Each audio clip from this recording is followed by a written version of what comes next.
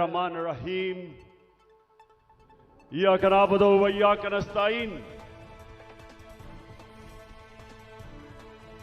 मेरे पाकिस्तानियों, मैं सबसे पहले तो अल्लाह का शुक्र अदा करता हूं कि उसने आपके दिलों में डाला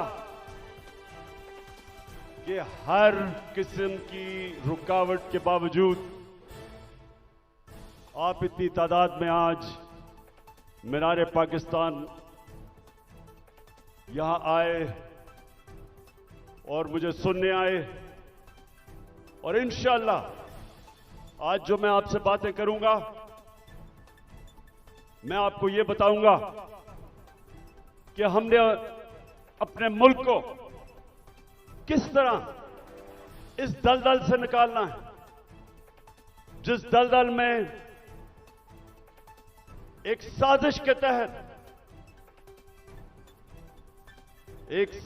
के तहत हमारी हुकूमत गिराई गई और इस मुल्क के बड़े बड़े जुराइम पेशा लोगों को हमारे ऊपर मुसल्लत किया गया।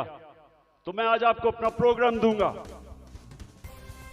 लेकिन उससे पहले मेरे पाकिस्तानियों, एक चीज तो वाज़ेह हो गई, जो भी आज पावर में बैठे हैं उनको आज एक पैगाम जाना चाहिए कि लोगों का जुनून रुकावटों से नहीं रुक सकता, कंटेनर्स नहीं रोक सकते।